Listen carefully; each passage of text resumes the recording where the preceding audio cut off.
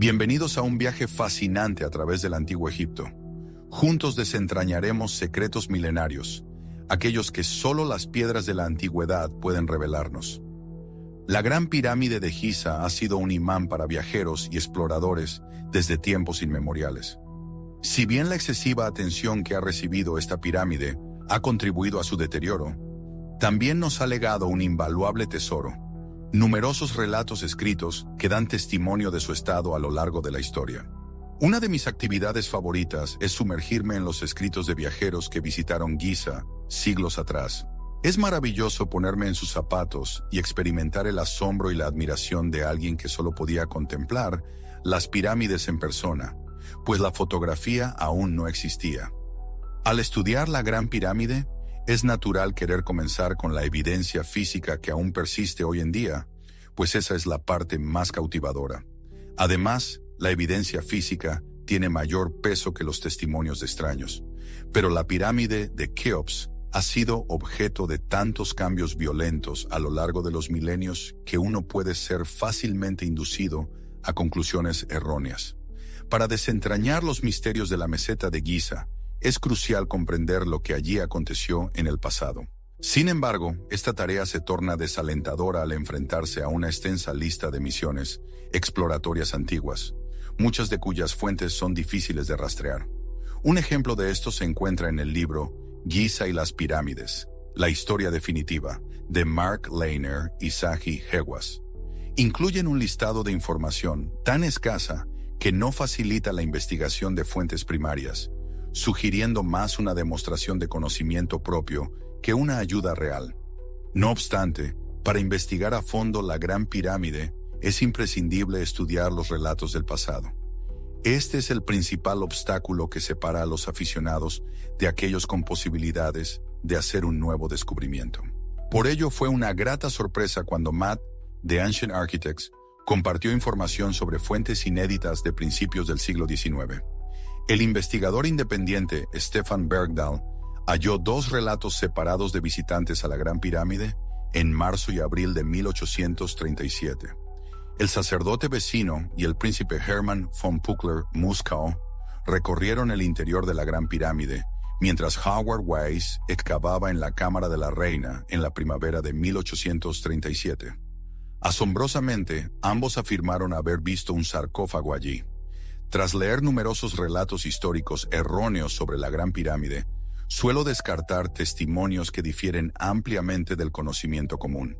A diferencia de hoy, la Gran Pirámide en siglos pasados era un lugar inhóspito, húmedo, polvoriento, lleno de obstáculos e infestado de murciélagos y serpientes.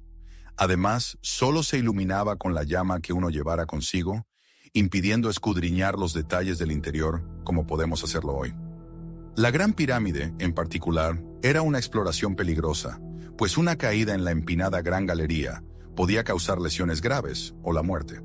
Sin embargo, cuando Matt de Ancient Architects me mostró que había 2 relatos completamente distintos de un sarcófago en la Cámara de la Reina, tomados con semanas de diferencia en 1837, mientras Howard Weiss trabajaba dentro, me erizó la piel. A diferencia de muchos otros historiadores, no veo a Weiss de forma negativa. Su documentación de su trabajo en la meseta de Giza no tenía precedentes y se adelantó 44 años a Flinders Petrie, considerado el padre de la egiptología. Desde mi perspectiva, independientemente de cómo se vean los métodos de Howard Weiss, él estableció un estándar moderno para documentar una excavación. En los siglos transcurridos desde entonces, ha habido innumerables excavaciones que pueden haber utilizado un toque más suave, pero su documentación fue pobre o, peor aún, nunca se publicó. Algunas evidencias notables de intervenciones pasadas incluyen la enorme cavidad excavada en el lado sur de la Gran Pirámide y la destrucción del suelo en la cámara funeraria de Kefren. En retrospectiva, sacar el sarcófago de la pirámide de Micerino no fue una decisión acertada, ya que ahora yace perdido en el mar. Al leer los registros de Weiss y comprender la magnitud del trabajo que se estaba llevando a cabo, no veo a un hombre con malas intenciones, sino a alguien gestionando un proyecto enorme con cientos de trabajadores y haciendo lo mejor que podía en las condiciones dadas. Una explicación que Stefan Bergdahl proporcionó sobre Weiss ocultando un sarcófago secreto en la cámara de la reina, no me convenció, pero eso dejaba el incómodo escenario de explicar cómo dos testigos contemporáneos afirmaban que había uno. Para mí era importante investigar a fondo este asunto.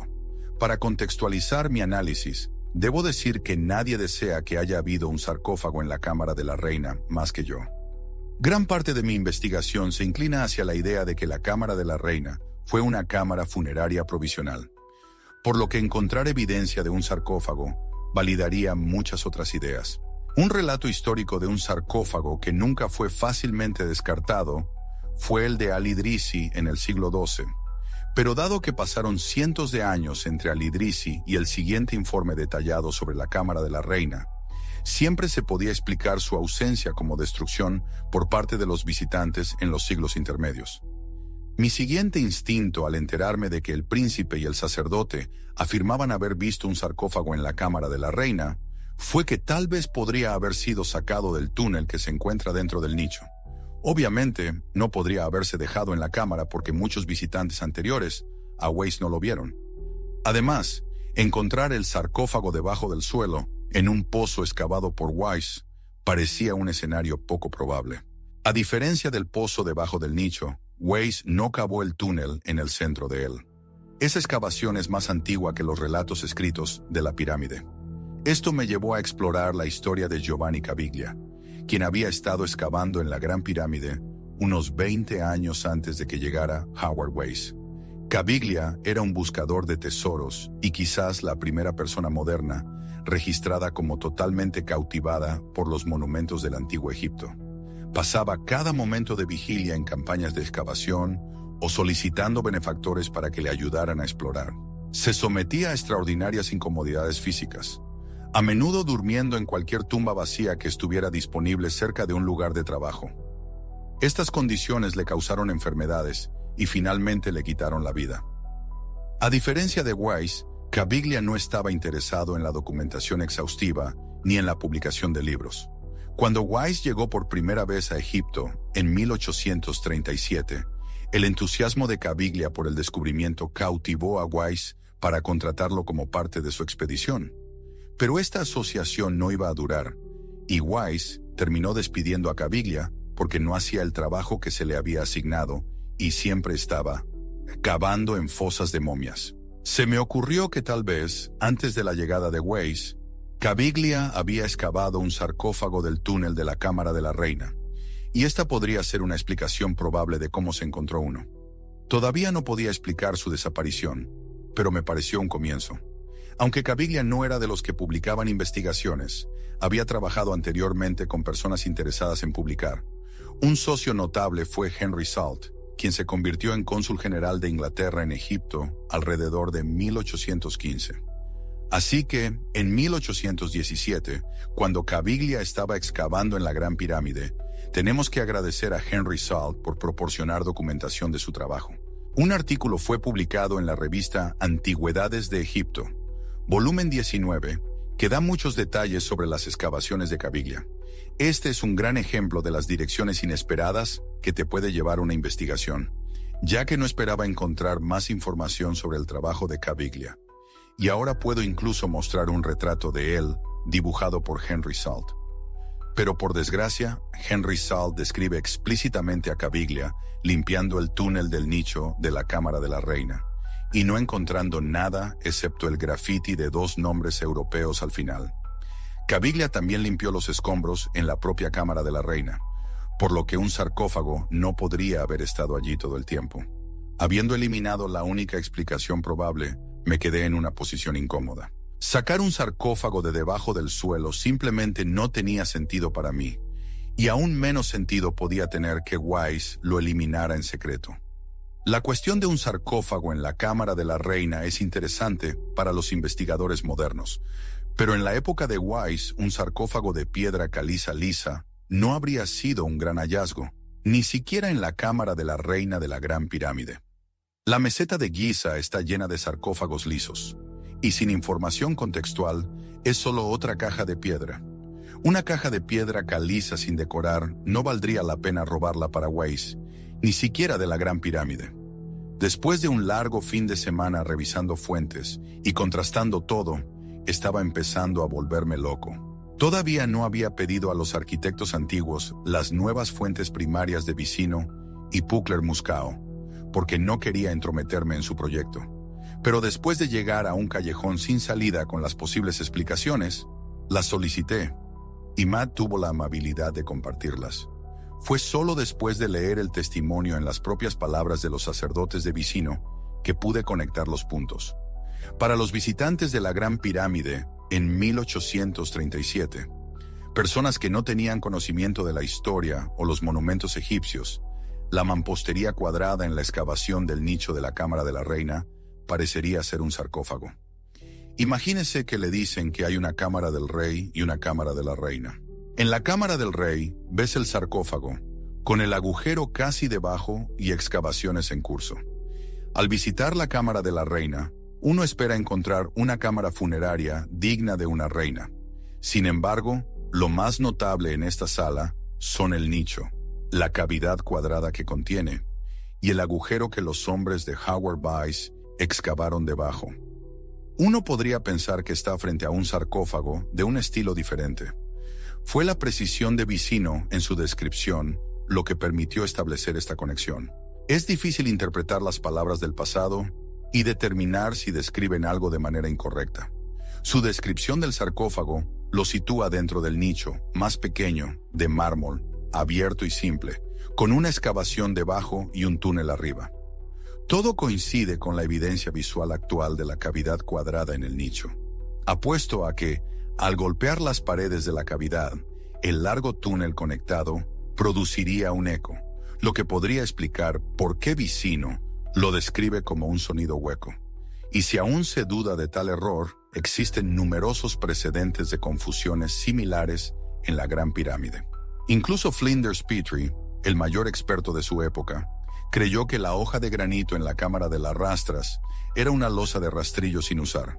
Al examinarla de cerca, se observa que está hecha de dos bloques separados y no está colocada de manera que pudiera bajarse sin romper el granito inferior. En la penumbra del siglo XIX y anteriores, era poco práctico examinar cada detalle de la pirámide. Errar es humano. Otra identificación errónea que resultó desconcertante fue la de Charles Piazzi Smyth en el siglo XIX. Escribió numerosos libros sobre la Gran Pirámide y es una referencia importante. Piazzi Smyth describió repetidamente los tapones de granito en el corredor ascendente como una rastra. Al trabajar en un video sobre los fragmentos de granito de la rastra destruida que fueron descartados debajo de los tapones de granito, la elección de palabras de Smyth resultó muy confusa. Una vez establecida la conexión con el sarcófago de la Cámara de la Reina, se comprendió cómo otros exploradores podrían cometer el mismo error. Aunque Al-Idrisi, en el siglo XIII, menciona que el sarcófago de la Cámara del Rey y el de la Cámara de la Reina son similares, esta información no es suficiente para contradecir el error de Vicino. Similares puede significar cualquier cosa, desde forma cuadrada hasta tamaño suficiente para contener un cuerpo. Lo más probable es que se tratara de la misma identificación errónea. Llegar a esta conclusión fue emocionante y decepcionante. Si bien se resolvió un nuevo misterio, también se disipó la esperanza de encontrar un sarcófago en la Cámara de la Reina. A menos que se descubra un nuevo testimonio con detalles suficientes para descartar la confusión entre un sarcófago y la cavidad del nicho, se asumirá que son lo mismo.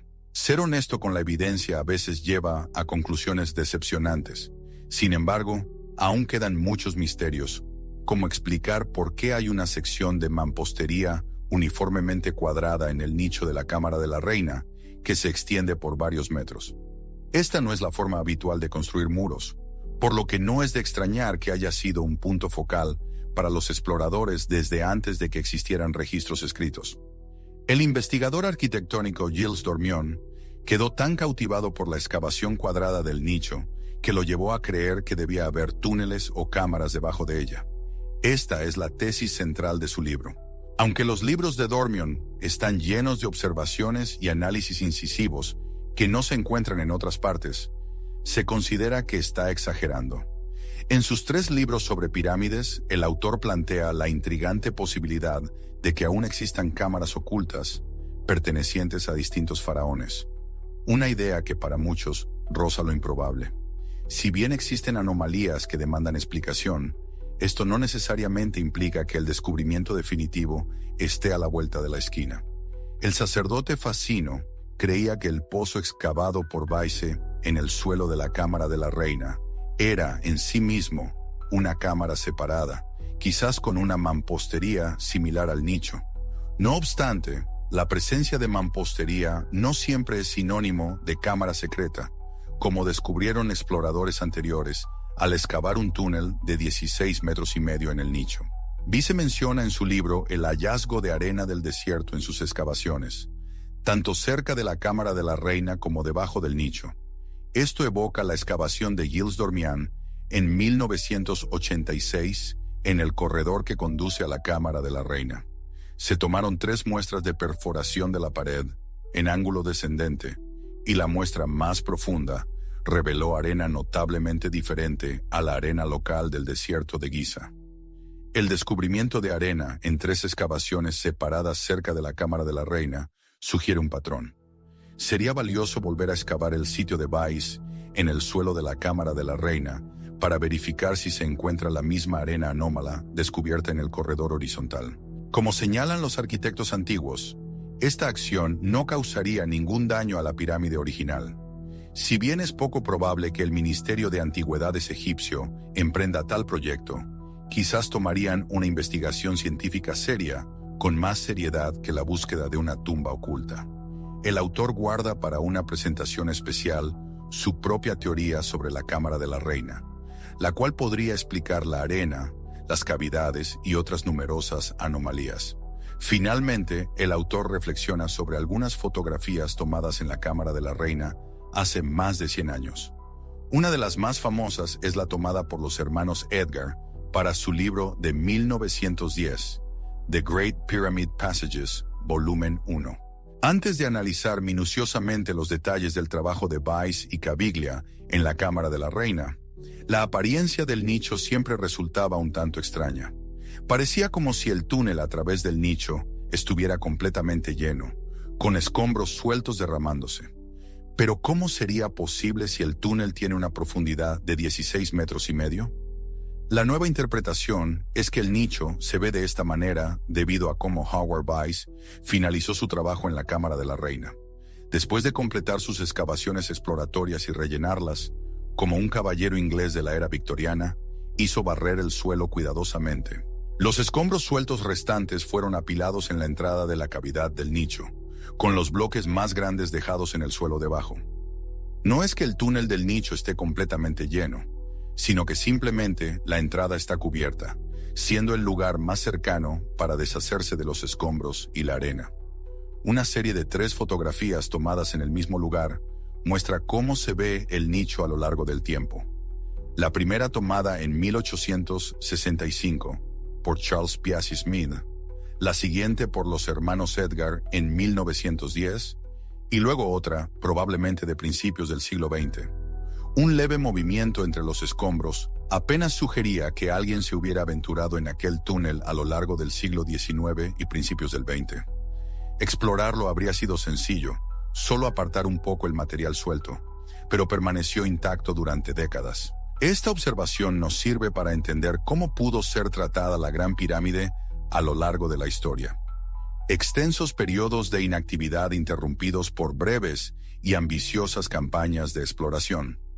Durante siglos, el interior de la Gran Pirámide fue un lugar inhóspito, requiriendo una gran motivación para someterse a su examen. Afortunadamente, exploradores como Baise, Piring y Petrie realizaron un trabajo admirable, permitiéndonos comprender qué evidencias podían hallarse dentro de la pirámide en los últimos 2 siglos. Y no teman, aún quedan secretos por descubrir en su interior. Pero no se lancen de inmediato a buscar la cámara funeraria oculta de Keops, no sea que se topen con la misma desilusión que sufrieron exploradores del pasado. Through Mars Febo.